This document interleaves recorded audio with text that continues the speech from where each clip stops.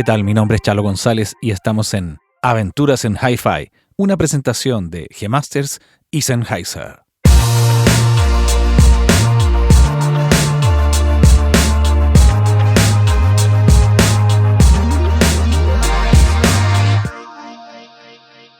¿Qué tal? ¿Cómo están? Bienvenidas, bienvenidos acá a otro episodio. Hoy estaremos con Eduardo del Águila, gran ingeniero mexicano que me tocó conocer por allá por las giras de los Bunkers, junto a Zoé por México, y luego tuvimos un gran encuentro en el cual le agradezco mucho porque él me recomendó al disco La Trenza de Mon Laferte. Nos hemos cruzado en muchos trabajos con los hermanos Durán, bueno, con la mismísima Mon en varias oportunidades, y tenemos hasta Grammys juntos, así que es un gran honor presentarles a Eduardo del Águila. Bienvenido, Eduardo del Águila. Estamos aquí en Ciudad de México. Seguimos con la serie de grabaciones de Aventuras en Hi-Fi en viaje. Muy honrados de que Lalo nos reciba en su casa, en su estudio.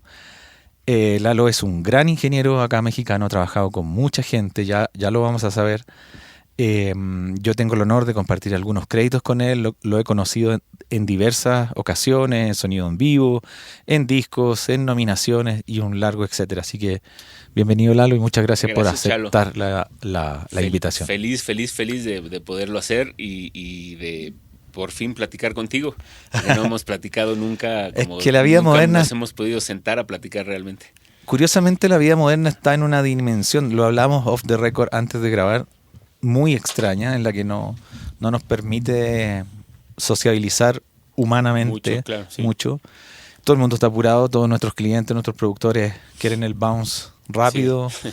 Y quieren subir rápido sus canciones y no quieren problemas, no quieren saber de tu stem que está atrasado, etcétera. Es toda una máquina. Sí, la pandemia también nos mal acostumbró a no estar conviviendo, ¿no? Y ahora que se puede convivir ya no, claro. Seguimos sin hacerlo tanto. Absolutamente. Bueno, y me gustaría preguntarte, Lalo, ¿de dónde vienes realmente? ¿Cuál es tu génesis? ¿Cómo llegaste? ¿Dónde estudiaste? ¿Naciste de la guitarra, del piano? ¿Hay un cue familiar, un pitch que te haga como levantarte? Porque la ingeniería de sonido siempre tiene como una cosa rara. Muchos productores también han tenido otras vidas, han estudiado otras cosas, sí.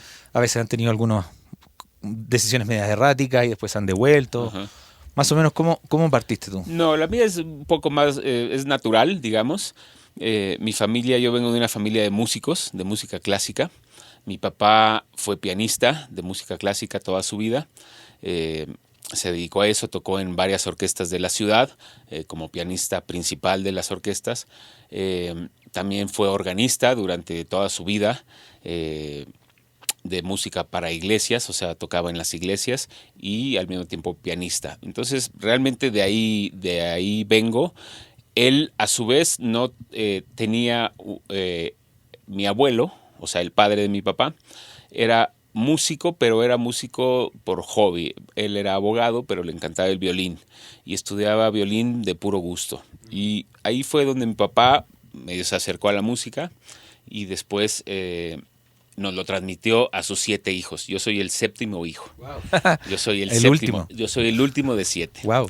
Y a los 7 nos inculcó, mi mamá y mi papá nos inculcaron la música desde pequeños. O sea, siempre hubo piano en tu casa. Siempre hubo piano y casualmente la familia de mi mamá también hubo músicos. Mi abuelo, de parte de mi mamá, sí era músico profesional, era violinista también. Y algunos de los hermanos de mi mamá eran violinistas y músicos de cuerdas. Creo que sí, en la mayoría eran como violinistas. Entonces estaba este lado de la familia de mi mamá y el lado de mi papá, que solamente era mi papá, y mi abuelo un poco amateur, ¿no? Digamos, pero tenías como... Pero había música por todos lados, claro, por todos lados. Entonces, ¿y algún hermano tuyo o hermana es músico? Todos, bueno, somos 7 y digamos que 6 vivimos de la música. ¿En serio? Sí, o sea, es como... Sí. Son como los del águila. Pues sí, un poco así éramos. Nos decían así un poco porque sí, éramos 7, era un poco mi apellido no es muy común, es poco Sí. común en México, y aparte éramos 7, entonces llegábamos 7 a todos lados, entonces sí éramos un poco los del Águila. Entonces, Está bueno para bueno, en banda norteña, sí, sí, como de los del Águila. Como con pistola, así como. Y todos mis hermanos agarraron camino por la música. Tengo un hermano percusionista de música clásica, tengo un hermano violinista, tengo una hermana chelista, tengo una hermana cantante que a su vez se dedica a la parte administrativa de una orquesta, y tengo otra hermana que se dedica a solamente a lo administrativo de una orquesta bastante principal de la ciudad. O sea, tú eres la oveja negra porque naciste en el sonido. En el sonido, sí. Yo estudié muchos años, como todos mis hermanos, hice el recorrido del conservatorio. Estudiábamos en una primaria muy cerca del conservatorio, en una parte de la ciudad que se llama Polanco, donde estaba la escuela y a unas cuadras el conservatorio. Entonces, acabando la escuela, literal nos íbamos caminando y nos íbamos toda la tarde a la otra escuela. Entonces era pasar toda la tarde, y yo incluso iba desde que nací, básicamente, porque mi mamá llevaba a los otros, entonces yo iba aunque no entraba a las clases, ¿no? Llegó el momento que crecí y empecé a entrar. De hecho, iba a muchas clases de oyente durante varios, no sé, años, no recuerdo bien, pero me acuerdo haber entrado a muchas clases de oyentes sin ser alumno. Claro. Estaba ahí con mis hermanos, bueno, me metían a escuchar las clases, ¿no? ¿Y terminaste siendo instrumentista? No, yo estudié durante muchos años de niño hasta, no sé, creo que como hasta los 14, 15 años más o menos. Estuve en el conservatorio y ahí abandoné el cello, que llevaba como 2 o 3 años de estudiarlo en serio. No llevaba mucho, pero antes de eso había hecho muchas materias base del conservatorio, ¿no? Estudiar música. Y después hice un poco de cello así a nivel como medio en serio, 2, 3 años, y ahí lo abandoné.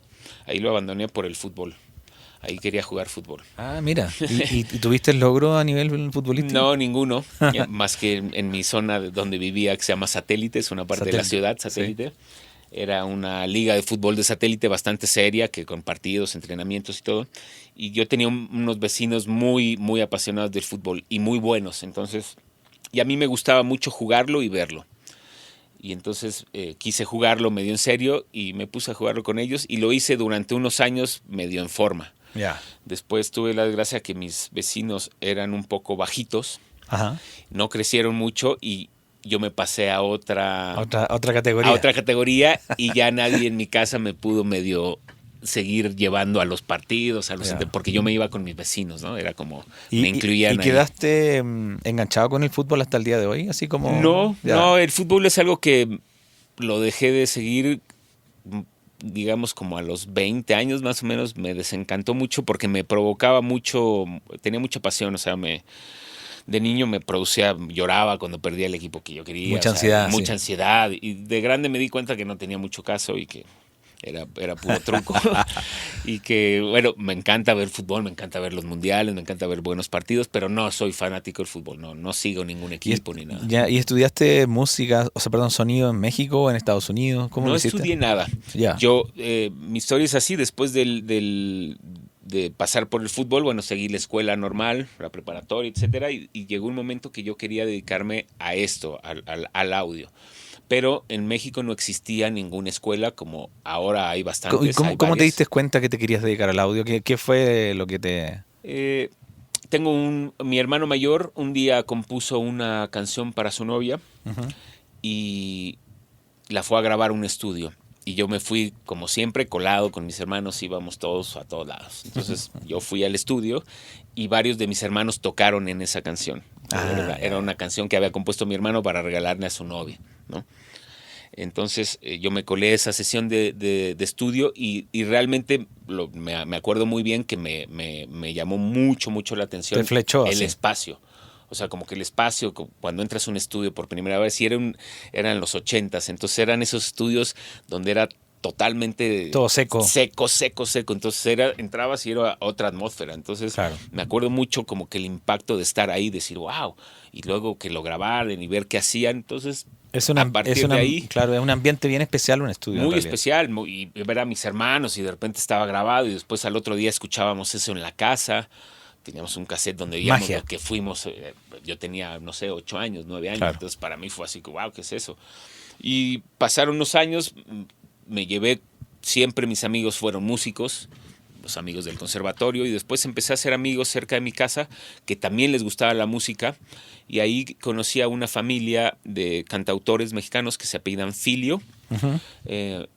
A la fecha son bastante conocidos en ese ámbito como de cantautores, y son varios hermanos y también son un montón de hermanos, y yo me empecé a hacer amigo de los chicos, de los que eran de mi edad, pero así conocí a los grandes que ya en ese momento ya estaban empezando A salir ya. a salir a tocar en peñas, en bares, en cosas así pequeñas, y Ajá. de repente tenían conciertos en algún Y ahí lugar, te iban a una llevaron. escuela, iban a una universidad, y entonces el hermano Daniel, uno de sus hermanos, Daniel y yo, teníamos como la misma afición al sonido y a la música al mismo tiempo, entonces entre los dos decidimos Hacerse. hacer ese trabajo. Hacerse cargo nomás. Hacerse cargo del equipo. Ah, yo me ocupo, Yo digamos. me ocupo del audio, se llaman Mexicanto, el dueto, y Alejandro, que es el otro hermano.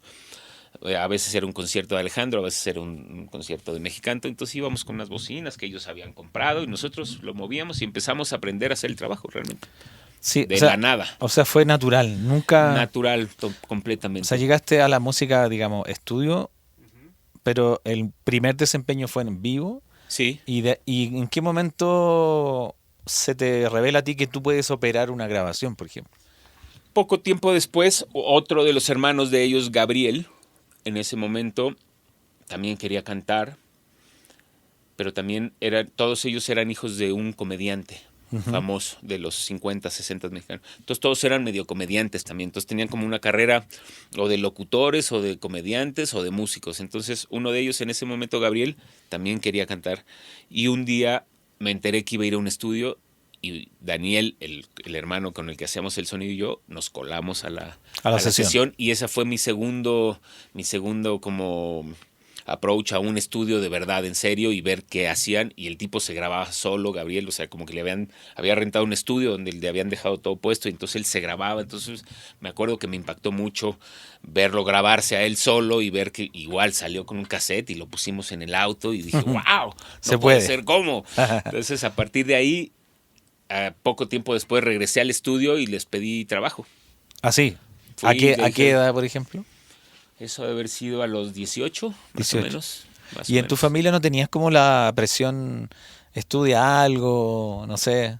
Sí la tenía. No era una presión, era más bien un tipo de compromiso, un poco moral con mi papá, porque lo que más deseaba mi papá es que nos dedicáramos a la música, de alguna manera, pero yo me sentía como conforme con esa parte al ser música, ¿no? Como que no me estaba dedicando a ser arquitecto o claro, administrador, ¿no? Sí, estaba haciendo de alguna manera estabas música, en el rubro, claro. Estaba en el rubro. Y todo más o menos en esos años sucedió también. Mis hermanos crecieron y tenían un cuarteto de cuerdas formado con mi papá, que era el pianista. Entonces tenían eventos para banquetes, cenas, cosas así. Entonces también empecé a hacerle la sonorización a ellos. Mi papá dijo, O sea, bueno, tú eres el encargado familiar del un sonido. equipo y tú vas a ser el que hace. Bueno, ok. Y ahí fui donde empecé a cargar todo el equipo cuando íbamos a hacer los conciertos, bueno, las presentaciones, los shows. Claro. Y me encargaba de eso, ¿no? Y de ahí fue como un poco paralelo, un poco lo de en vivo, con unas cuantas visitas con estos amigos que iban al estudio seguido a hacer cosas, ¿no?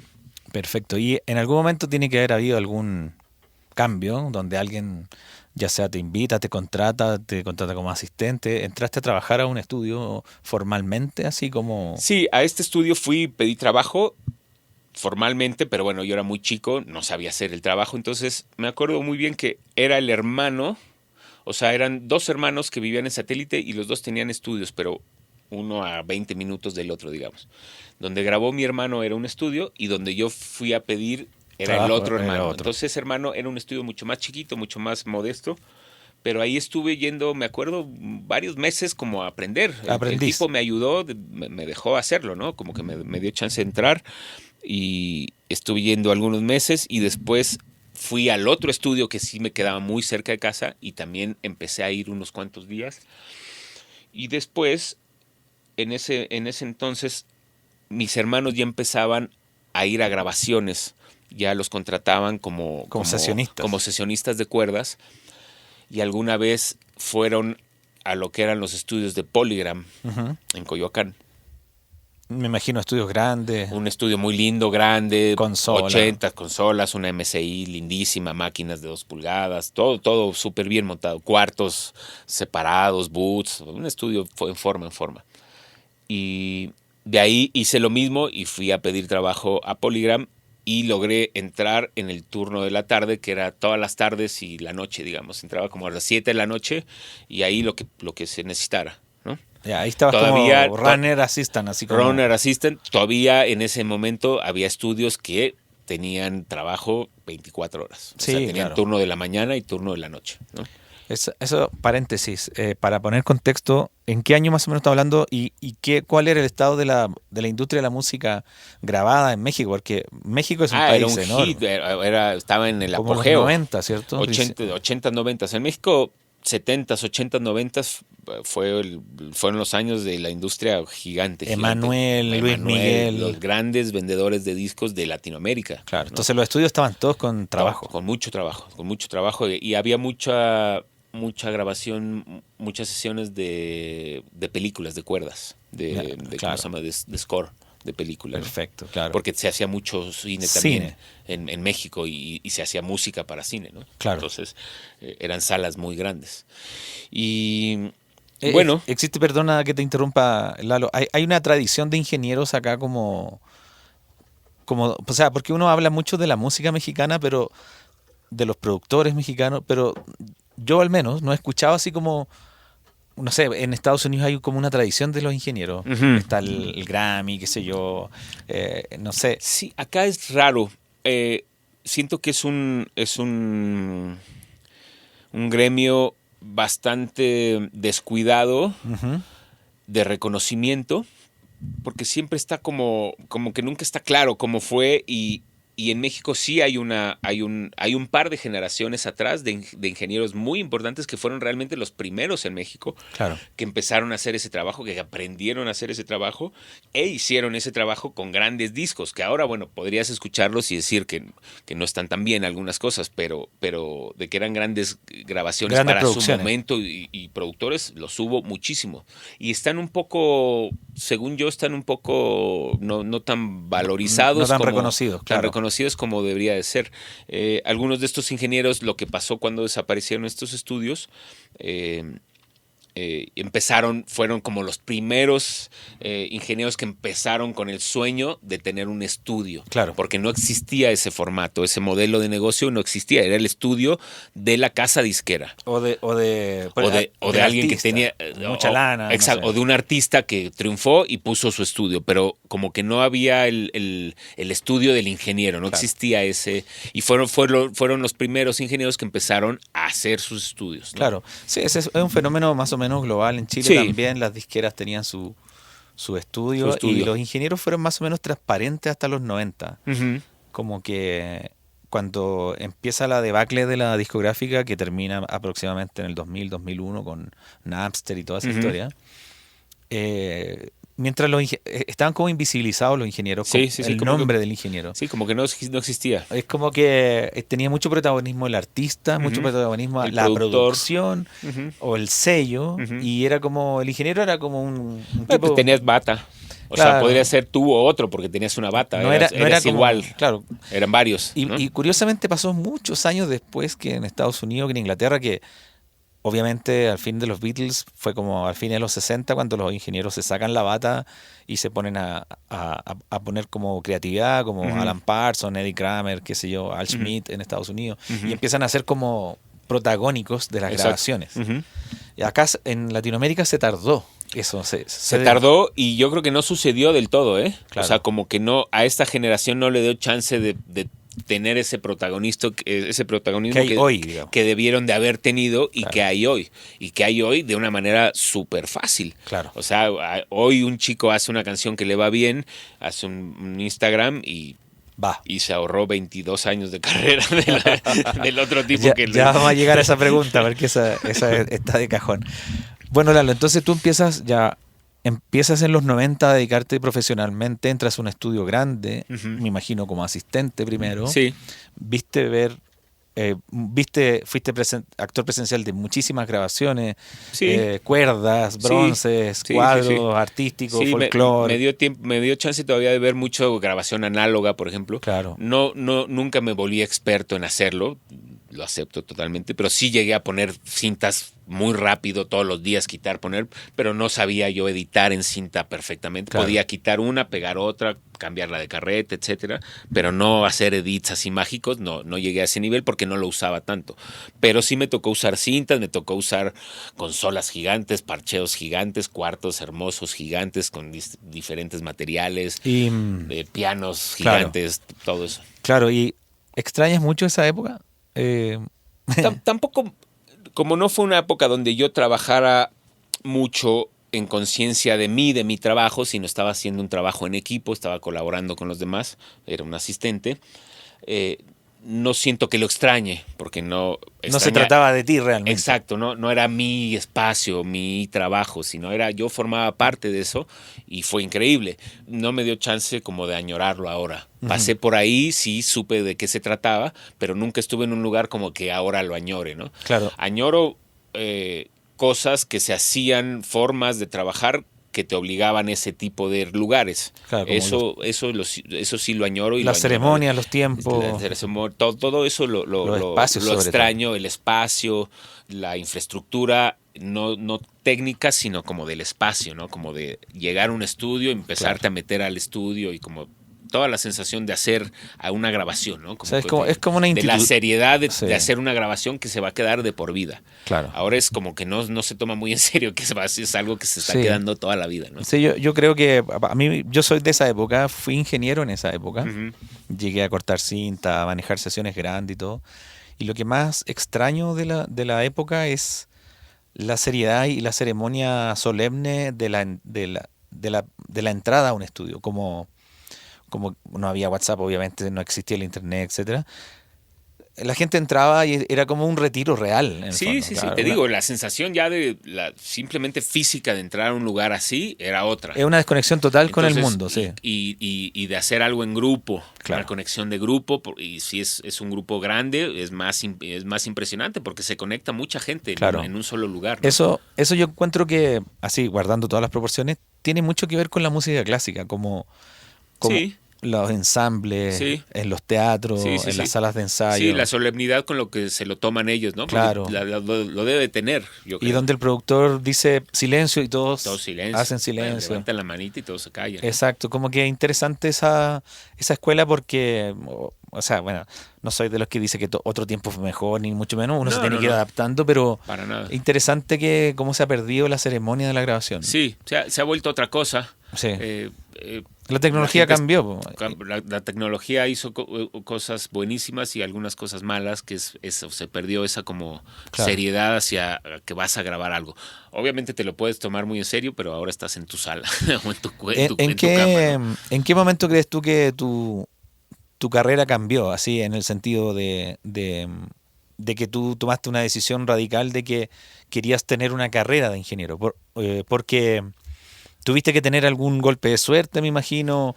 Bueno, justo por esa época yo estaba como muy desesperado porque no alcanzaba yo a tener trabajo porque tampoco existía ese trabajo. Realmente eran muy poquitas personas que hacían ese trabajo.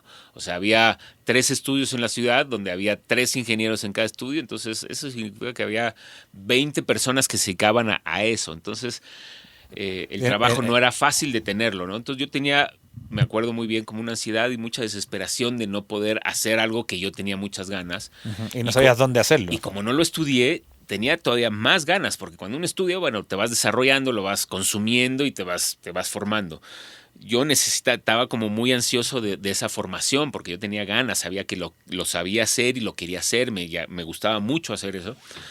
Y en esa época, un amigo mío muy cercano, que sigue siendo mi amigo de toda la vida, mi amigo Ricardo, tenía una novia el hermano estaba casado con la hija de Chick Corea. Ah, ya, ok. O sea, la novia de mi amigo era cuñada de la hija de Chick Corea. Perfecto. El pituto que le decimos nosotros en Entonces Chile. ahí se me prendió el foco y yo sabía, porque mi hermano Juan Carlos le gusta mucho el jazz y le gusta mucho Chick Corea.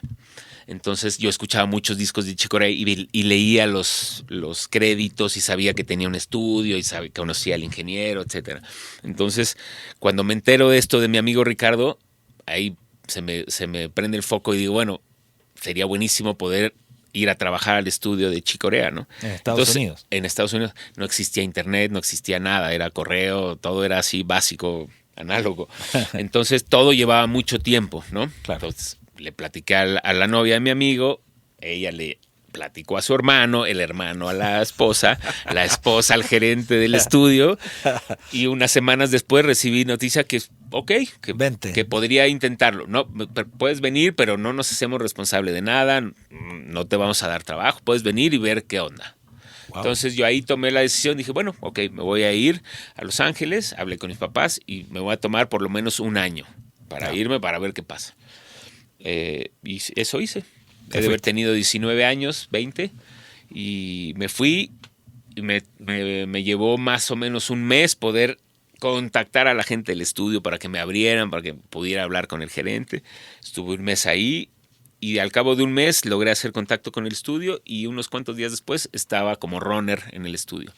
Y duré un año de runner asistente, como a la mitad del año ya era asistente. Un año muy intenso porque ese sí era un estudio que trabajaba 24 horas, 2 salas.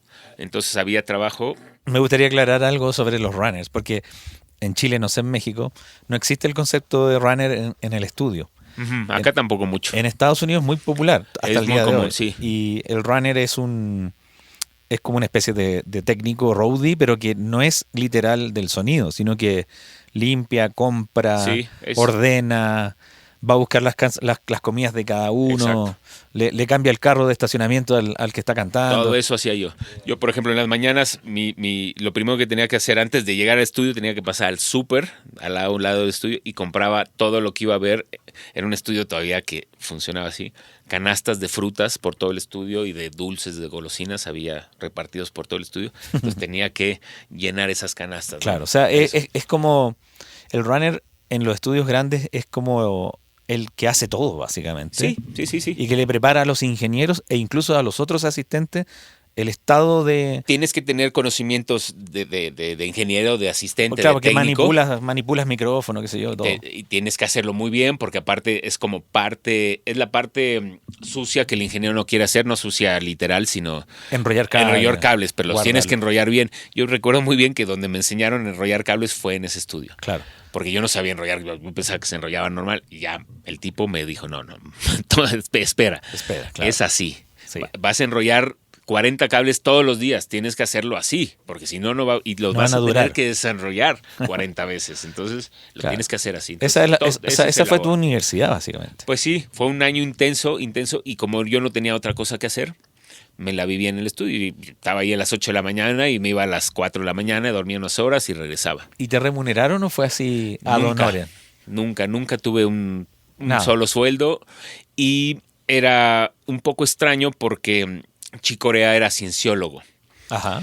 Y todo su staff era o es cienciólogo y en esa época todos eran cienciólogos excepto el ingeniero principal, que siempre hizo los discos de Chick Corea. Pero todo el staff, en el edificio del estudio estaban las oficinas de la disquera y otras oficinas de management. O sea, era como su empresa completa, ¿no? Entonces eran unas 15, 20 personas en total, que yo no las veía nunca, pero sí sabía que estaban ahí. Y en algún momento había reuniones o alguna cosa que nos llamaban, que teníamos que saber, no sé, de trabajo, y veía más personas. Y todos eran cienciólogos, todos, absolutamente todos. Y todos me insistían mucho en que yo me convirtiera en cienciólogo, que empezara a estudiarlo, ¿no? Estudiarlo, claro. Entonces... ¿Es una filosofía, es una religión? ¿Qué es lo que es? No sé, algunos dicen que es una religión, otros es como una filosofía que inventó un americano que no es la cientología, ¿cierto? ¿O si es lo mismo? Sí, es lo mismo, Esta cosa cientología. de cientología. Sí, como también lo hacen muchos Como Beck, artistas. como Exacto, Beck, Tom Cruise, John Travolta. que tiene muchos detractores. Sí, yo creo que como muchas de estas filosofías, religiones, mucha de la gente se acerca a ellas en momentos como muy difíciles de su vida y se enganchan de ellas y les funcionan, lo cual me parece muy bien. Sí. Es muy grande en Estados Unidos. Lo respeto mucho, es gigante, se mueve mucho dinero. También se dice que muchos de los que lo hacen lo usan para deducir impuestos gigantes, ahí por ahí. Vete a saber. Pero bueno, el chiste es que todos, inclusive con quien yo vivía en Los Ángeles, también era cienciólogo. Entonces, de alguna manera yo me cansé de eso porque son muy insistentes en que participes te querían de convencer. ello.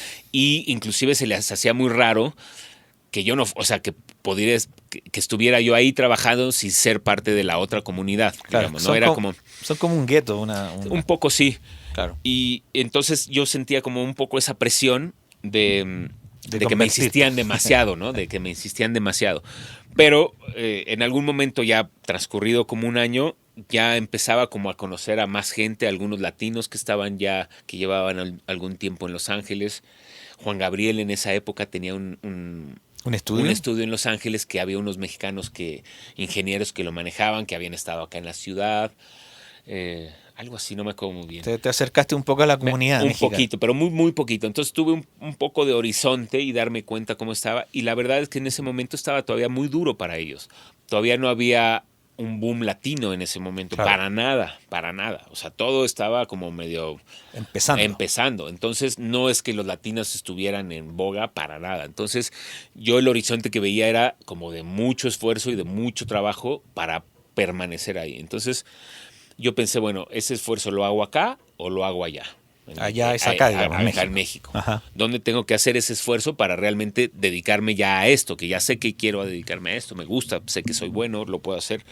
Entonces tomé la decisión de regresarme a México. Que estar en Los Ángeles iba a ser como algo muy largo. O sea, si me quedaba tenía que ser por 10 años para empezar muchísimo. Algo. Entonces no tenía ganas de eso. Yo tenía ganas de estar, en ese momento mi familia todavía estábamos como muy unidos porque todavía no, mis hermanos ya se habían casado, había algunos nietos, sobrinos, pero todavía estábamos como muy unidos, todavía éramos una familia muy unida. Ahora estamos separados porque todos tenemos familias y nos separamos naturalmente, ¿no? Pero en ese momento todavía funcionábamos más así, entonces yo tenía muchas ganas de regresar a eso.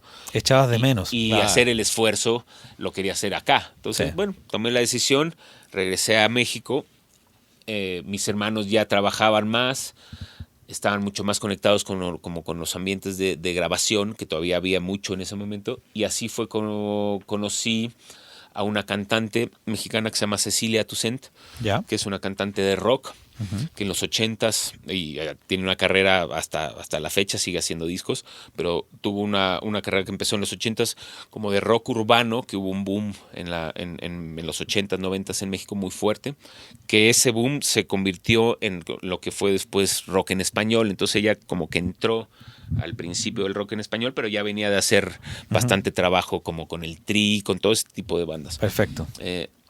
Ella está casada con un baterista que se llama Alfonso, el baterista en esa época de los Caifanes.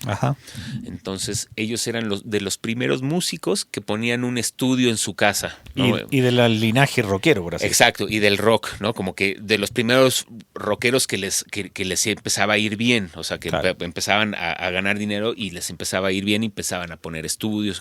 Entonces tenían un estudio recién montado. Y mi hermana había ido a trabajar ahí, a grabar, y conoció a otra amiga, no sé, como que empezaron a ver relación ahí. Y cuando yo regresé, yo era muy fan de Cecilia como cantante, o sea, la conocía como artista. Y de Alfonso, obviamente, también, de los Caifanes. Me enteré de esto y dije, bueno, entonces mi hermana voy a ir a ver si ahí me dan trabajo. Y tal cual, mi hermana me ayudó a conocer a Cecilia, hice una cita con ella y al otro día estaba trabajando en su estudio y eso duró 12 años, creo. 12 años. Sí, una cosa así. Fue realmente como, hice una sociedad como de palabra muy, muy natural, muy honesta, muy linda, muy, muy, muy amorosa con Cecilia y con Alfonso. y fue mi lugar donde yo realmente empecé a aprender a hacer este trabajo. Ellos me dieron toda la confianza para hacerlo, lo empecé Te pasaron a hacer las bien. llaves del estudio, Me básicamente. dieron la llave del estudio, yo agarré las 3 aparatos que tenía, los puse y a lo largo de los años yo fui equipando el estudio y ellos como con el lugar, y entonces nos hicimos socios, compraba cosas y fuimos socios durante varios años. ¿Y tú no solamente hacías las grabaciones de ellos, sino que venía otra gente al estudio? Sí, poca, porque era un estudio más bien de ellos, pero en ese momento ellos tenían varios proyectos. Alfonso tenía Caifanes, otra banda que se llama La Barranca. Entonces, como con La Barranca empecé a trabajar mucho en los shows en vivo, con Cecilia en los shows en vivo, y Cecilia grababa mucho en ese momento. Entonces, también empecé a hacer muchas grabaciones con Cecilia. Y después yo fui el que empezó a decir, bueno, hagamos que esto sea como medio un negocio, tratemos de que venga más gente. Pero era dentro de una casa de los papás de Alfonso, entonces tampoco era como muy cómodo. Pero sí se abrió un poco y empezaron a llegar personas, amigos, ¿no? Sobre todo, no personas desconocidas, pero músicos amigos. ¿Qué año más o menos saliste de ahí? Cuando arrancó eso ya eran los 2000, un poco antes de los 97 más o menos habrá O sea, sido. los computadores estaban apareciendo. Aparecían, sí, las primeras versiones de Pro Tools. Claro. En el estudio había DATS, Tascam, Alesis, ese tipo. DA88. Claro. Sí. Y justo nos tocó pasarnos a un Pro Tools. Y ahí una de las primeras cosas que se hizo abierto al estudio, que no fuera Alfonso o Cecilia, fue Zoé, justamente. Yeah. Zoé en ese momento estaban por grabar su primer disco y el papá del guitarrista Zoé era muy amigo de Cecilia. Entonces le dijo, bueno, Cecilia tiene un estudio, ve y graba con Cecilia. Y ahí fue cuando hicimos el primer disco de Zoé. Y a partir de ahí el estudio se abrió un poco y tuvo como su buen momento de grabar rock durante unos 10 años. Claro, se hicieron muchos discos. Y en el fondo tú eres muy conocido por la carrera de Zoé también. Uh-huh. Y tuviste la suerte de grabar su primer disco, que yo creo que es una de las cosas más importantes de una banda realmente. Sí, como los principios. Yo encuentro que eso tiene un valor muy especial para las bandas. Sí.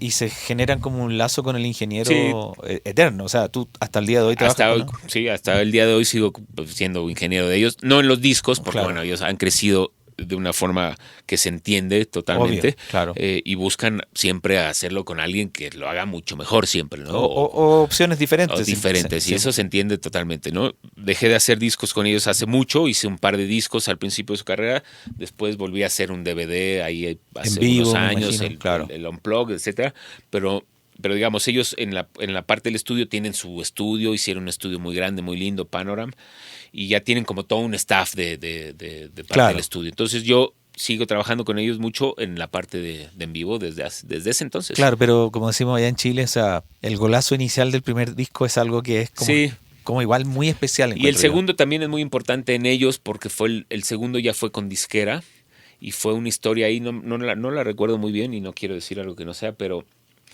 como que justo cuando hacen el segundo disco, que empezaba ya a verse que iba a ser una banda que iba a durar, recién tenían disquera y lo soltaron luego. O sea, como que nada más los tuvieron un disco y fue muy bueno para ellos. Porque no se ligaron de por vida. De por vida ahí, sino todavía se soltaron un poco, hicieron algo más y después regresaron ya con una disquera mucho más fuerte. Y una pregunta, Lalo, en ese momento, ¿apareció un productor en el primer disco externo a ti y al grupo o lo hicieron entre ustedes nada más?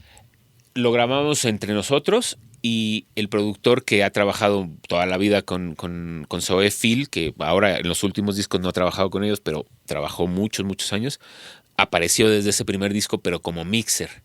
Él fue el mixer de ese disco en Inglaterra. Él vivía todavía en Inglaterra y Sergio, me acuerdo muy bien, que viajó con... Yo recuerdo haber venido en los 90, fines de los 90, con una banda que se llama Los Tetas acá. Sí. Y me gustaba mucho. Estuvimos muchos cameos con Phil acá porque visitábamos, qué sé yo, a los Molotov, qué sé yo, a los Control Machete y otros más. Estaba el Toy también, ¿cierto? De Monterrey. Sí, en ese momento estaba Toy acá. Kinky, etcétera, que son de Monterrey. Pero todo el mundo nos hablaba de Phil y nos decía, Phil es el hombre. Y él tenía como una residencia en México y producía muchas bandas mexicanas. Sí, pues tuvo su gran auge porque con Zoé logró producirlos muy bien y hacerlos muy exitosos. Sobre todo el Unplugged fue lo que le dio como el último empujón de realmente ser un buen productor, porque es un muy buen productor, Phil. Es un personaje muy controversial, pero es buen productor. Perfecto, claro. Que ni qué. Es mejor productor que mixer o que ingeniero, porque Perfecto. también lo hace, y lo hace bien, pero para mí es mejor productor. El Unplugged es un discazo, es un... ¿Tú estás hablando del Unplugged de ahora de Zoé? De Zoé. El que se hizo hace poco. Bueno, hace más de 10 años. Claro, sí. Pero es un disco hermoso ese. Ese es increíble, y ese es producido por Phil. ¿Eso fue grabado por ti o vino Bueno, yo estuve en el equipo de grabación. Perfecto. Lo hizo Gustavo Borner, me va a matar. Gustavo Borner. Borner. Él siempre se ha encargado de los MTVs y yo formé parte, como yo estaba en todos los ensayos, estuvimos un par de meses montando ese show. Lo más natural es que yo pasara a la parte del... Perdón el paréntesis, ¿Gustavo Borner es mexicano? No, Gustavo Borner es argentino. Y vive en Estados Unidos. Es argentino, en California, de hace 25 años. Perfecto. Con una carrera gigante, increíble, buenísimo. Es un gran productor y gran ingeniero. Así, tipo de la generación Sebastián Cris, Rafa Sardina. Sí, exacto. Es de esa generación y también es tan exitoso como ellos. Como ellos, perfecto. Sí. Bacán, Lalo. Bueno, y tú... hay un mundo tuyo, bueno, ya sabemos dónde partió todo y cómo conectaste con la industria de la música rock de acá.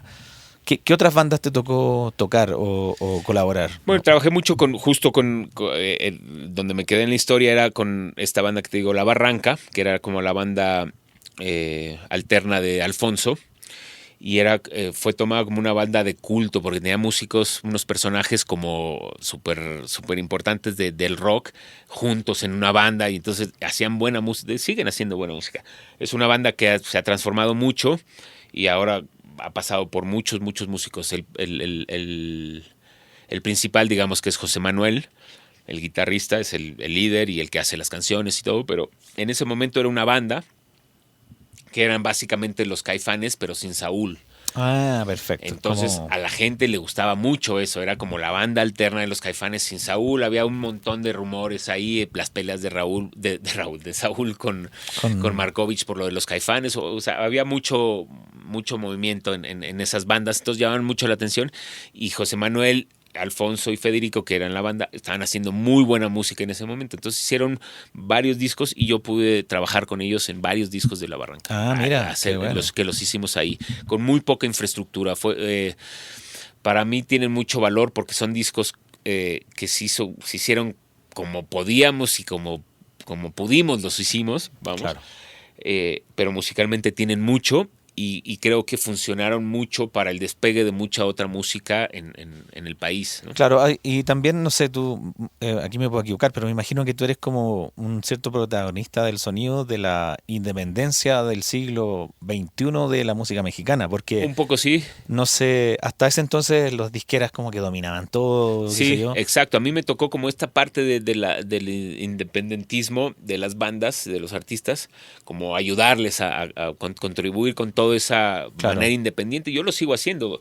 Un porcentaje muy alto del trabajo que yo hago, sobre todo en el estudio. En vivo no, porque no funciona igual. Pero en el estudio es independiente. Perfecto. Es un porcentaje muy alto. Lo sigo haciendo y lo hacía desde ese momento y me parece que es una manera muy, muy buena de apoyar a la cultura y a la música de una sociedad, ¿no? Sí, de hecho en Chile hubo un fenómeno que fue bien curioso a los 2000, que yo he hablado de eso en otras ocasiones, sobre la debacle de la industria. En Chile los sellos se fueron, no como acá que se quedaron. En Chile las puertas de EMI, de Universal, de Sony se cerraron. Se fue todo. Vendieron los masters, regalaron máster, botaron las máquinas, las vendieron a huevo, etcétera, y quedamos todos sin chamba, sin trabajo. Y los amigos músicos, así como si tú como con suerte quedaras como sin nada. Sí, ahora no hay nada que hacer. Y ya, o sea, comprémonos una Digi-001, una Mbox, una Pro 2, una Digi-002, estoy hablando principios de los 2000, Sí. Compremos un micrófono entre varios, compartamos atriles, compartamos líneas de micrófono, compartamos pre, y empezamos de a poco y el ingeniero y el productor ingeniero tomó un rol muy, muy protagónico. Sí. Y se pegó como un upgrade, creo yo, como de onda, Sí. que es bien importante porque toda esta invisibilización Sí, que hablamos personaje, de sí. los 90, de los 80, del ingeniero, de pronto Ahí el empezó a músico surgir. dice, me tengo que hacer amigo de este güey porque si no, no puedo sacar un disco. O sea, como... Sí, yo me acuerdo muy bien. Empezamos a hacer discos y a hacer amistad también. Yo sigo siendo muy amigo de todos ellos. Claro. Hoy en la mañana hablé con uno de ellos, ¿no? Claro. Y los conozco hace 25 años. Son tus Entonces, panas, o sea, obvio. Se dio ese momento, nos conectamos muy bien, hacíamos eso, yo podía colaborar con esa parte y lo hice y fue increíble. Y Claro. hicimos, en ese estudio hicimos un montón de discos de esa época, como de la música independiente de México. Claro. Muchos músicos pasaron por Y ahí. además que de alguna manera se tejió como una red gigante de interrelaciones naturales, de coexistencia y de recomendaciones Sí, infinitas. O sea, Sí. tú, me imagino que, no sé, pues podemos decir la rama Zoé. Es un árbol robusto, grande, que tiene 7, 8 músicos que han pasado por Zoé, que a su vez tienen 10 bandas Sí, cada uno. muchos, Y que tienen, todos. entonces, todo eso caen a ti y se van dando vueltas. Sí. Y a su vez ellos les cuentan a otros. O sea, sí, en algún momento, ahora justo siento que me voy a ir un poquito ahora al presente para después Sí. regresar, pero justo ahora en la pandemia, para mí, a partir de la pandemia hubo un rompimiento a eso y ya no es igual. Ya, cambió. Cambió muchísimo porque yo hago una sesión con alguien o hago un show con alguien, todo sale bien y lo primero que te hacen es recomendar con el que sigue, ¿no? claro. Ya no es la manera de cómo funciona ahora la industria en México, ya no es así, ya no es de esa manera como más natural, un poco más Sí. orgánica, de decir, bueno, él lo hace, esta es la persona La que hace bien recomendación, trabajo, la amistad, qué sé yo. con él es una buena persona, lo va a hacer bien. Ahora hay un montón de otras cosas que hacen que no sea así y eso se extraña un montón porque Se complejizó todo un poco, ¿no? sí, o sea, sí pasó eso que estás diciendo tú, que tomó el protagonismo o el productor o el ingeniero, y eso a su vez al ingeniero o al productor le dio mucho ánimo de seguir haciendo ese trabajo. Claro. ¿Digo? Como tomar ese protagonismo y el reconocimiento, no tanto el protagonismo, sino el reconocimiento. Sí, claro. Y a mí me pasó, lo tengo muy claro. Me acuerdo muy bien de las bandas hablando de mí. Y no había sensación más linda que esa, como diciendo, Claro. bueno, el disco lo grabamos con este señor, Claro. lo hicimos acá y dándote tu lugar y tu crédito. ¿no? Exacto. Eso es lo primero que uno quería, sentirse pagado con eso, ¿no? Sí, más allá de la lana y de Exacto. todo. Claro. Y entonces ahora como no es así, pues es todo ámbito, naturalmente cambia todo y está muy bien y estoy de acuerdo a los cambios, ¿no? Pero se extraña un poco esa ¿Tú crees que se debe también a que, en el fondo, la industria independiente, por chica que sea, terminó siendo una gran industria y hubo como una especie de abducción gigantesca de los sellos, teniendo estos nichos que funcionan, aprovechándose un poco económicamente de estos amiguismos y de estos familiarismos que, en el fondo, le estás entregando a una disquera un disco con amor, llave en mano, cerrado, producido, terminado, masterizado, a una disquera que antes se suponía que se encargaba de todo y que ahora Claro. es como, no Sí, funcionó, next. no funcionó el que Chao, sigue. viene otro, y se hace como una especie de spam de producción. Sí, es que hay demasiado, ¿no? Claro. También la tecnología ha hecho que la facilidad de producir música lo haces en tu casa, en tu sillón, Claro. en tu cocina, en un minuto. Estamos, por ejemplo, aquí es muy importante este tema, estamos en tu sala, yo miro a tu alrededor, estás lleno de máquinas, tienes EMI, Chandler, Shadow Hills, Rubber Nick Design, Distressor, Analog Design, etcétera, etcétera, etcétera, ricos monitores, rica acústica, y viene un chavo y agarra una Apollo Twin de $500 y hace un disco y se gana un Grammy y tú te quedas como un poco extraño. ¿Te ha golpeado eso a ti en esta época? ¿Te sientes un poco incómodo? No, o sea, porque nosotros, me siento muy, muy familiar contigo en la tecnología, yo soy más o menos parecido a ti. Sí, siempre nos hemos como identificado Claro, un poco. pero el tema es que a veces uno se confunde y no entiende muy bien cómo funciona la música Sí, realmente. no me molesta. De hecho, me me gusta desde un lugar que me incita a buscarle por otro lado y a no sentarme a esperar a que me busquen, ¿no? Como a tratar de generar el trabajo, a la competencia. Me parece que es sano. Me parece que es un poco injusto. Y no nada más desde el lugar económico de inversión me parece injusto desde muchos ángulos, ¿no? Pero me parece que son las leyes como de la competencia. Es así, y tampoco uno lo puede negar, ni tampoco lo puedes odiar porque pierdes energía en eso. Claro. Te tienes que adaptar. Tratar de lo que a ti te gusta hacer y como te gusta hacerlo, seguirlo haciendo, si crees que es el camino bueno por hacerlo y te da el resultado que tú quieres. Si al chico le resulta perfecto un Apollo y una compu y un micro de $500, pues que bien por él. Bien por él. Bien por él. Claro, aparte que tú tienes una sonoridad, o sea, yo la puedo reconocer, yo escucho tus mezclas, tus producciones, he tenido el honor de colaborar contigo también. Y buscan a Lalo del Águila por su... El honor es mío, Chalo. ¿Ah? El honor es mío. Te buscan por esa sonoridad, o sea, ya viene contigo. O sea, pues mira, creo que todos los ingenieros... Creo yo, por lo menos yo siempre he tenido esa idea y he admirado a ingenieros que tienen un tono, algo particular en lo que hacen, ¿no? Eso no quiere decir que los ingenieros que hacen un sonido más común, por ponerle un adjetivo, esté mal, al revés. Claro. Hacer algo común también es bastante difícil. Claro. Entonces, la media entre algo exitoso y extraño, por ponerle un nombre, siempre fue lo que más me llamó la atención. Poder hacer algo que le guste mucho a la gente, pero a su vez no sea como muy parecido a lo demás, no hablando de lo sónico, ¿no? Claro, no sea tan convencional. Tan convencional. Entonces, poder llegar ahí y saber que alguien reconoce eso, pues me da mucho gusto. Claro. Porque es algo que yo siempre he querido y admirado en los ingenieros que lo logran. Claro. Entonces... y lo sigo intentando todo el tiempo y lo sigo intentando mantener sobre todo o llegar a un lugar donde creo que esté bien. Siempre me siento como en la búsqueda de ese y la mayoría de las veces siento que no llegué, que fracasé. Pero en algún momento se ha hecho el sonido que yo logro hacer. O sea, tú tienes logros con Natalia, ¿cierto? Con Mon Laferte, por ejemplo, que ya vamos a hablar de esa relación con Chile que se ha hecho bastante frecuente, los hermanos Durán, etcétera. Yo creo que sí, te digo de afuera, yo creo que se te ve y se te escucha como Eduardo del Águila. Y eso, hay una firma ahí. Y encuentro que es valioso en el siglo XXI que haya gente así, porque este es un oficio muy detallista, muy difícil, y nadie se imagina lo que yo estoy mirando en este momento y el trabajo que toma que todo eso funcione, claro, y que además le guste a otro. Produzca lo que le pasa a la gente cuando lo escucha. Exacto. Eso es muy increíble. Entonces, y es un trabajo además muy solitario, muy solitario, cada vez más solitario. Antes, bueno, hablamos un poco de los 90, ¿cierto? Las sesiones, los grupos de trabajo, los asistentes, la gente, la solemnidad. Hoy es todo lo contrario. Hoy día estás solo.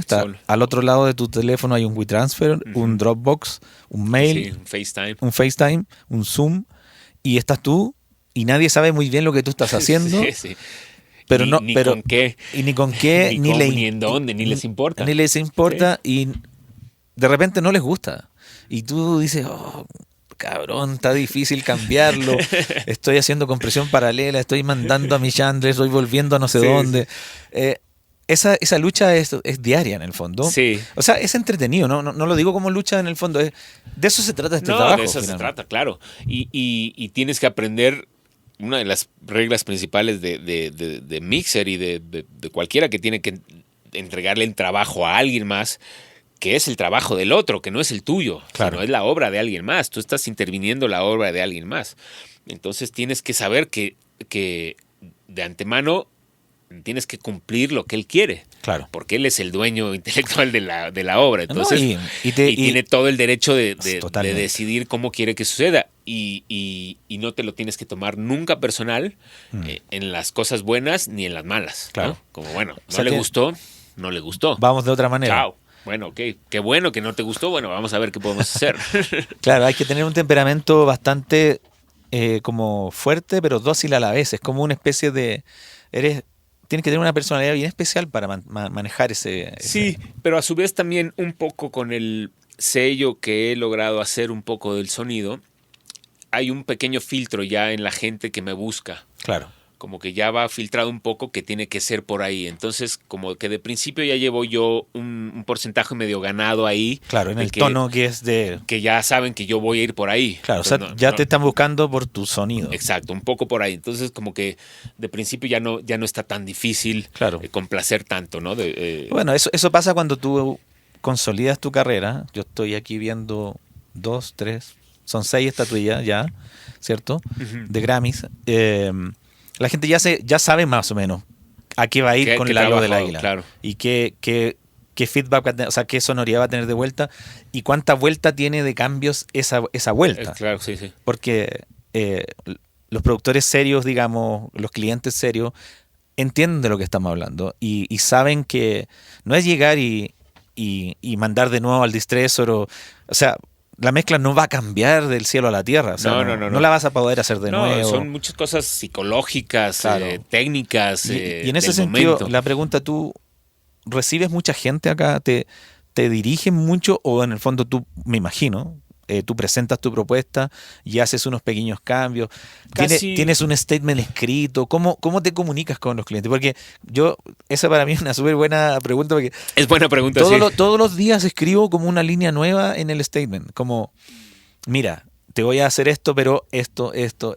Porque cada vez encuentro una cosa que se me pasa en la Okay. Trabajas con un manager, tienes como un filtro, ¿cómo? Ya pasé, ese es otro tema buenísimo que en algún momento sería bueno tocarlo, el management de nuestro trabajo. De nuestro trabajo sería buenísimo, si no nos da tiempo esta vez. Sí, no, o sea, yo creo que contéstame con todo, porque yo creo que esta pregunta que te estoy haciendo tiene que ver con todo lo que estamos hablando, o sea, como historia, sonido, management, cobro, forma, presencialidad, etcétera. Mira, vueltas, cuántas mezclas, cuántas revisiones. Sí. Generalmente lo que yo tengo literal un archivo cuando alguien me busca y lo que hago es darle una leída a ese archivo para recordarme de las cosas que tengo que estar consciente cuando voy a hablar con él. Ya. Lo primero que hago es siempre tratar de hablar con él, hablar literal. Ya, una llamada o escuchar la voz, que no sean mensajes. Ya, no me gusta empezar ningún trabajo si no hablé con la persona. Perfecto. Porque por medio de la voz voy a entender un poco a la persona. Claro. Y si nos vemos o hacemos un Zoom, FaceTime, mucho mejor, ¿no? Después hablamos un poco de lo que él quiere, de la música, de lo que pretende con lo que me está mandando para que yo mezcle, para entender un poco qué quiere y vuelvo a checar mis puntos como para explicárselos y dentro de ellos están, bueno, que vamos a trabajar de esta manera, yo voy a hacer un primer mix, cuando tenga algo que enseñarte te lo voy a mandar, a partir de ahí tú me vas a poder decir, súbele, bájale, cámbiale, quítale. Y generalmente nos va a llevar 3, 4 vueltas y vamos a llegar a la ciudad final. Estás invitado a venir al estudio el día que quieras, a las revisiones. Las revisiones finales las prefiero hacer en presencia porque son mucho más rápidas. Claro. O sea, bajar un DV a algo, ponerte de acuerdo por medio de WhatsApp, eso es mucho más tardado que si citas al artista aquí y le bajas tú con él un DV y se va rápido. Claro. Pero ya casi nadie quiere venir. Claro. Entonces... no quieren venir por tiempo, por pandemia, por todo, digamos. Sí, nos mal acostumbramos, ¿no? Sí. También mucha gente se acomoda que si recibe un buen resultado, bueno, ya no tiene caso ir, ¿no? Uh-huh. Antes como que vas para estar ahí un poco más en control. Si ya el control lo tiene él y está bajo control, ¿para qué voy? Y después ahora hay herramientas muy buenas. Audio Movers. El Audio Movers, eso está increíble. Y... esta nueva que se llama Mix Up Audio, ¿ya lo viste? No lo he visto. Buenísimo, te lo recomiendo mucho. Es una plataforma que puedes, o sea, lo abres en cualquier navegador. Es de DuPont, de Fab DuPont. Claro, que vas como revisando las revisiones y vas haciendo anotaciones. Es para hacer revisiones de mezclas. O sea, está inventado para eso. Entonces, todo lo que hay ahí para hacer está pensado, está basado en pensamientos erróneos del mal uso del WhatsApp, por ejemplo. Perfecto. De todo lo que te entorpece tratar de hacer una corrección por medio del WhatsApp. Entonces te dice, esto es mejor. Entonces sale el waveform, tú le pones ahí en el una notita, bájale un dB aquí, mándala a la izquierda, súbele, quítale. Todo el mundo va, te avisa, te llega una notificación al teléfono, abres el navegador en el teléfono y lo escuchas ahí. Y se paga una membresía, me imagino. Es gratis y si quieres ciertas cuestiones de seguridad, pero como muy seguras, pagas, pero si no, no. Mira. Yo creo que lo van a empezar a cobrar en algún momento. Claro, es como un WeTransfer para profesionales. Exacto. Te lo recomiendo un montón, para mastering, para cualquier cambio de mezcla, de trabajo, funciona perfecto. Y lo que hago es avisarle, le mando un link del video del YouTube donde el tipo presenta su formato, su plataforma. Los músicos o el artista lo ven, dicen, perfecto, me acomodo, y ahí, así lo hago. Se largan ahí. Uh-huh. Y lo que me he dado cuenta es a partir de esta plataforma, que tengo como un año usándola, he bajado bastante el número de revisiones. O sea, en vez de llegar a las 5 a veces, en la 3 ya estoy acabando. O sea, te ayuda. Ahorra mucho.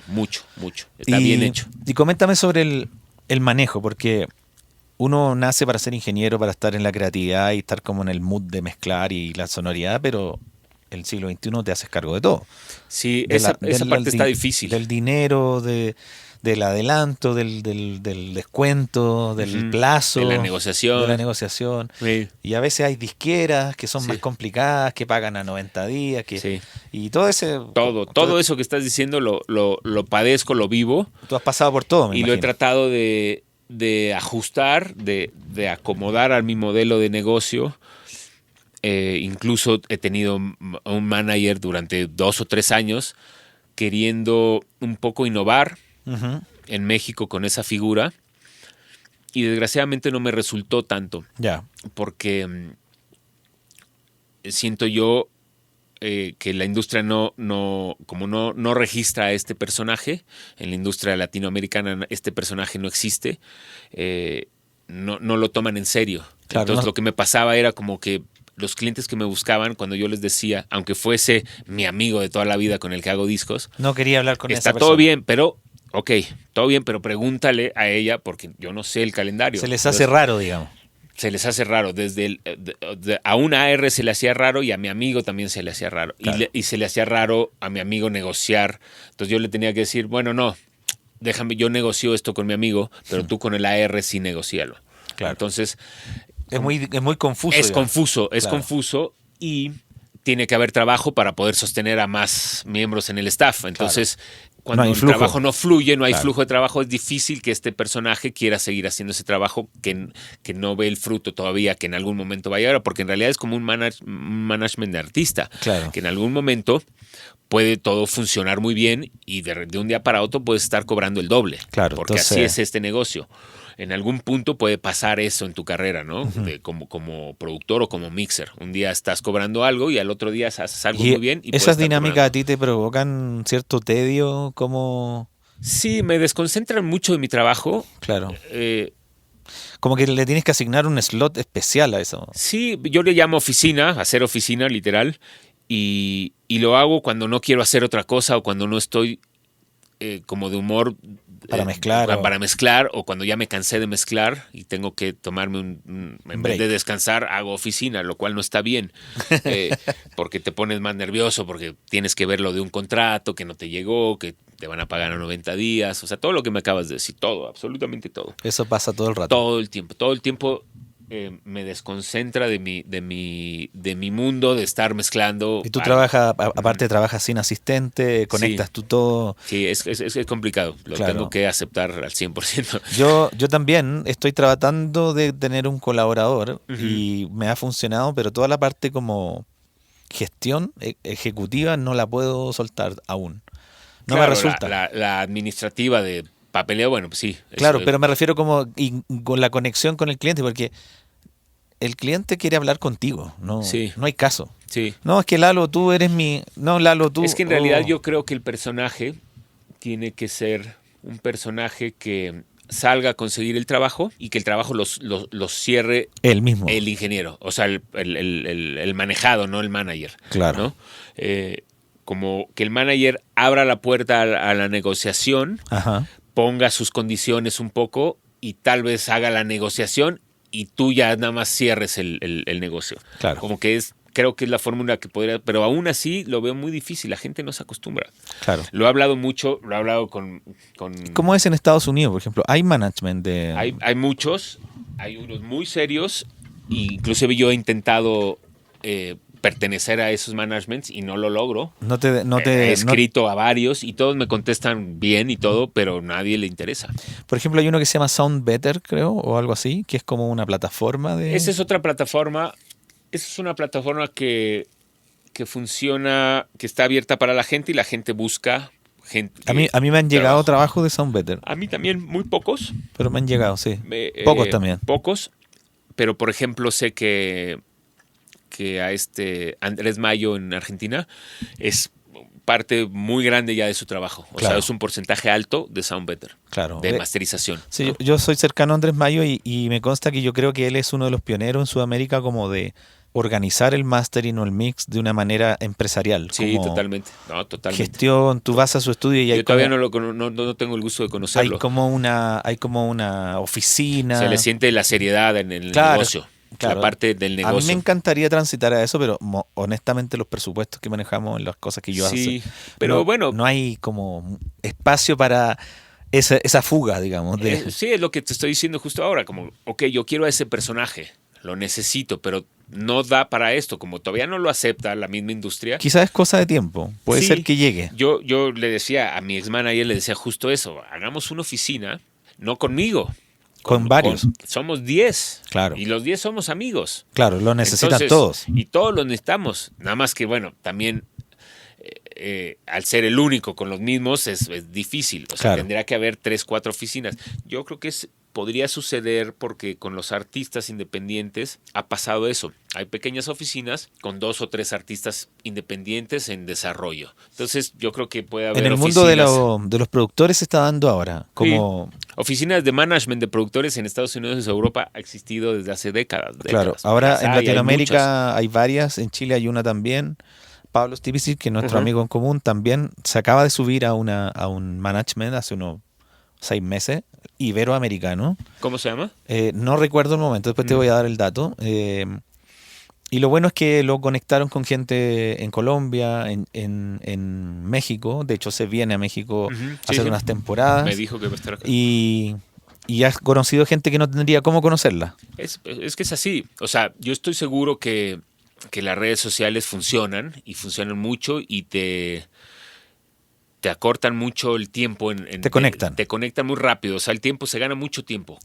Pero creo que al final la relación personal en persona tiene que existir como para poder hacer las cosas. Y ese trabajo se tiene que encargar el manager. Súper. De salir y estar en todas las reuniones, estar pendiente de qué artistas están saliendo. Uh-huh.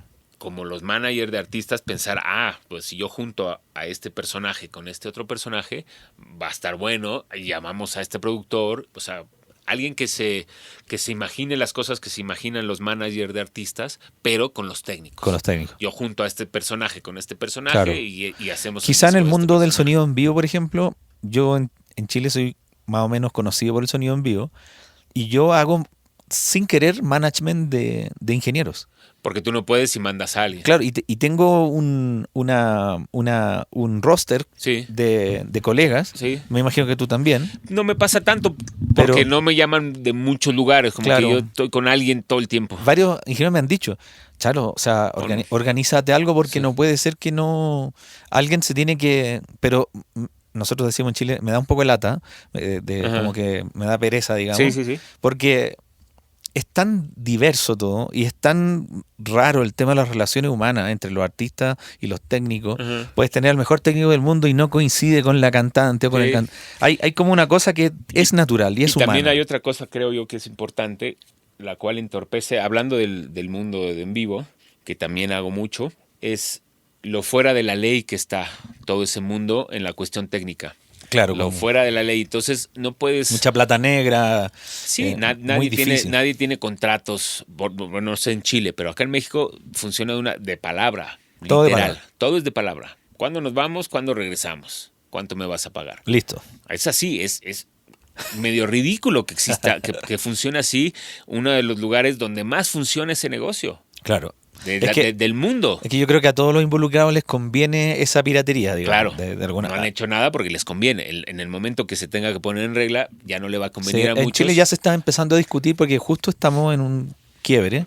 A raíz del estallido social hay una escritura de una convención constitucional. Es increíble. Y los técnicos estamos todos muy alineados. Incluso un gran colega, amigo mío, Carlos Huxtag, hizo una exposición delante de la Comisión Nacional Qué bien, qué sobre los 40.000 empleos técnicos que hay alrededor de los festivales, los conciertos, y que no están normados. La pandemia lo desenmascaró muchísimo. Exacto, y todos se dedicaron a otra cosa, bla, bla, bla. Hablemos de la última cosa, para que ya se nos va un poco el tiempo. Me gustaría saber tu relación con Chile. ¿Cómo ves tú la escena chilena? ¿Has tenido la suerte, espero, la fortuna de trabajar con músicos chilenos, con productores, etcétera, con la escena? Ajá. Muchos de ellos viven en México, otros no. Y ¿cómo sientes muchas diferencias? ¿Cómo son las sintonías que se producen? Bueno, yo siento a la comunidad, por lo menos a la comunidad chilena con la que yo últimamente he estado conviviendo, la siento muy unida, los siento muy comprometidos con la música, los siento con mucha energía de hacer cosas, con muchas ganas. Lo siento como con una desesperación de venir de algún lugar donde no pueden hacer eso y ven en México un lugar donde sí pueden hacer eso y se les ve muy contentos. Yo eso percibo como muchas ganas, ¿no? Sí. Y eso contagia mucho si vas a interactuar con ellos, si vas a hacer algún disco, un trabajo con ellos, porque te lo contagian. Es gente como con mucha energía. Entonces, eso no estoy tan al tanto como de lo que esté pasando en Chile, por eso te lo preguntaba hace rato cómo estaba como el mundo del rock y de la música, y ya me dijiste más o menos cómo está. Pero de la comunidad chilena acá... Claro, y tenemos estos embajadores culturales que son los hermanos Durán. Los hermanos Durán. Que yo creo que tú te has aventado, ¿cuántos discos con ellos? ¿Unos 4 o 5 quizás? Creo que sí, como 4. Claro. Como 4. Sí, Lanza, 3 o 4. Lanza, o el último de los Bunkers. Lanza, y el otro, ¿cómo se llama? Plumas, hiciste tú también. Plumas, que ellos produjeron, ¿cierto? Plumas. Sí, son 3 o 4 discos. Claro, y de pasada Mon, que sí. Ahí se te cruzó una chilena que... de hecho, bueno, tenemos crédito en conjunto en ese disco, en La Trenza, que fue un disco exitosísimo. Sí. Y curiosamente fuiste tú el que me recomendaste. A mí no me recomendó un chileno, me recomendó un mexicano, por lo cual te agradezco muchísimo. Buenísimo. Porque fuiste tú el que me llamaste. Qué buen dato, no me acordaba de ello. Sí, tú me llamaste, me dijiste, Chalo, va a ir una chilena que estoy grabando. Es cierto, ya me acuerdo que necesitaban grabar cosas allá. No, claro. Y fue, o sea, primero te lo agradezco porque conocí a Mon y a Jalil y a todo su equipo, y realmente ya llevo como unos 5, 6 o casi 7 años con ellos. Trabajando casi en todo lo que hacen, ¿no? Prácticamente en todo. Hay un par de discos que no, un par de singles que no tiene nada de malo. Obviamente claro. Es súper normal en nuestro trabajo ese tipo de relación. Pero hace 2 días estuve con Jalil mucho rato conversando y es gracias a ti ese cambio. O sea, porque me da muchísimo gusto. Yo creo que mucha gente en Chile podría haberlo hecho igual de bien y quizás claro. mejor. No tengo drama con eso. Totalmente. Pero el azar es muy especial en este proyecto. Lamón es un artista muy especial. Sí. Tú tuviste la suerte de grabar el disco 6 también, en gran medida. Y en su casa y trasladarte con tu familia a Tepoztlán, a pasar ese tiempo ahí. Sí. Y después este disco agarra un vuelo insospechado. Sí, increíble. Y se gana Grammys y viene toda una energía de nuevo. Es muy curioso porque de alguna manera tú tienes un eslabón con Chile muy importante, lo cual agradezco muchísimo porque cada vez que vas para allá nos juntamos, etcétera. Encuentro muy bonito eso. Es increíble. Mira, mi relación con Chile empezó justo con los hermanos y por culpa de Meme, de Café Tacuba, Claro, que que te invitó a es mi trabajar amigo y justo él produjo el último disco de Los Bunkers con Yamil, a la velocidad de otro la luz. amigo, exacto, y ahí ellos pensaron en mí para grabarlo y así fue como los conocí, pero yo los seguía de sus discos todos, o sea, de Claro. O muchos. sea, ya los conocías. Los conocía muy bien, pues siempre me gustó todo lo que hacían y siempre me gustó porque Meme ya había hecho otro disco con ellos Claro. y ese disco anterior me gustaba mucho. El de Silvio Rodríguez. Exacto, Ese, sí. ese me gusta un montón. Que hizo, creo que lo hizo Joe Chicarelli, no estoy seguro, pero no me acuerdo en realidad. No sé, Quizás. quizá puede ser. La grabación no, pero la mezcla seguro. Sí. O sea, podría ser. Podría ser, claro. Porque la grabación la hizo Luis Román, que era el ingeniero de Café Tacuba Sí, en lo vivo conozco a en Luis. ese momento. Claro, creo. ahora es David, creo. Ahora es David, sí. Claro, Sí. que también se ha aventado discos, se está grabando Sí, y también todo. es de los ingenieros, de los pocos ingenieros que hacen Vivo y- seriamente vivo y estudio. Claro, Hay pocos. Dave es uno de ellos. claro. O sea, Sí. es como parecido a ti. Es un poco como yo, sí. Y esos son como pocos. Sí, en Chile también son pocos. Hay otro chico, Mayito le decimos, que también seriamente hace estudio y en vivo y es muy joven y lo está haciendo muy bien. Qué bueno. Se nota que lo va a poder seguir haciendo ambas. Genial, Lalo. Sí. Bueno, Ay, nos faltarían 3 horas más. Otro capítulo. bueno, Chalo. lo bueno es que podemos hacer otro capítulo en otro ¿Seguro? momento y es interesante explorar estas interrelaciones y darse cuenta que en el fondo las problemáticas o las circunstancias son muy parecidas. son muy parecidas Sí. en todas partes, Sí, sí, sí. sobre todo en Latinoamérica. Y eso es bueno para nosotros. Tenemos que aprovechar de eso para Claro. formar unión. Sí, porque ¿no? en el fondo se nos agrandó nuestro mundo. Exacto. Yo tengo clientes mexicanos, tú tienes clientes chilenos Exacto. y no pasa nada. O sea, no estamos así como, ay, qué terrible. me están Todos quitando". los chilenos que vienen y me dicen, voy a venir a México, le digo, feliz, Vente, bienvenido, vamos, claro. hagamos cosas. A Pablo estuvo aquí hace unos días, le dije, qué bueno que vienes acá, hagamos Sí. lo que necesites, en lo que yo te pueda ayudar. No, O sea, y- apenas lo conozco y se le ve que es una muy buena persona. Y las buenas noticias son que en Chile, a pesar de todo el irrumpimiento de la música urbana y toda esa industria en paralelo, hay, no sé por qué, hay una energía de creación infinita. Qué bien, Somos muy porfiados en Chile. qué bien. Estamos, y como no hay industria, todo el mundo lo hace con corazón. Claro, y con más ganas. le echa ganas, le echa ganas, le echa ganas. Eso está bueno. Y lo que tú estás recibiendo acá son los que ya traspasaron esa Claro. frontera de las ganas Sí. y necesitan algo más. Nosotros estamos a 8 horas de México en Sí. un avión Sí, y para nosotros se nos está transformando en una ciudad amiga, cercana. Entonces, por algo estoy acá, yo vine de gira y me quedé una semana para un poco sellar este lazo y tenerlo de alguna manera entendido para poder también, comprender más. claro, y para que los que quieran venir o para los que quieran interrelacionarse, ya sea por digitalmente o personalmente, Yo feliz. entiendan que en el fondo hay personas acá que entienden la realidad de toda América finalmente. Increíble, Chalo. Así Bueno, que nada, me da muchas mucho gracias gusto. por recibirme en tu casa. Feliz, Chalo. Yo feliz de que hayas venido acá, de que por fin podamos platicar algo. Hermoso tu estudio. Gracias. Hermoso. Bienvenido. Sí. Bienvenido Muchas gracias, siempre. Lalo. Gracias. Nos vemos en otro episodio de Un gusto haber Aventuras. estado acá. Gracias.